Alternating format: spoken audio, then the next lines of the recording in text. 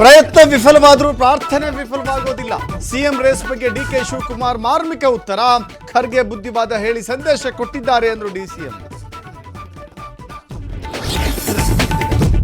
CS ವಿರುದ್ಧ ಅವಹೇಳನ ಪದ ಬಳಕೆ ಪ್ರಕರಣ ಎಫ್ಐಆರ್ ರದ್ದು ಕೋರಿ ಹೈಕೋರ್ಟ್ಗೆ ರವಿಕುಮಾರ್ ಅರ್ಜಿ.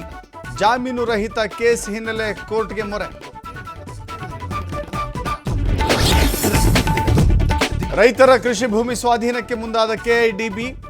ಮೈಸೂರಲ್ಲಿ ಅಧಿಕಾರಿಗಳಿಗೆ ರೈತರ ಹಿಗ್ಗಾಮುಗ್ಗ ತರಾಟೆ. ನಮ್ಮ ಭೂಮಿಗೆ ದರ ನಿಗದಿ ಮಾಡಲು ನೀವ್ಯಾರು ಅಂತ ಆಕ್ರೋಶ.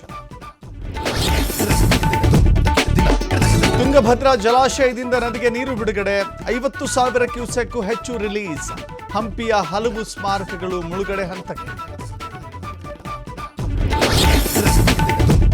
ಕಾವೇರಿ ನದಿಯಲ್ಲಿ ಆತ್ಮಹತ್ಯೆಗೆ ಯತ್ನಿಸಿದ ಯುವತಿ ಬಚಾವ್. ಅಗ್ನಿಶಾಮಕ ದಳದ ಸಿಬ್ಬಂದಿಯಿಂದ ರಕ್ಷಣೆ.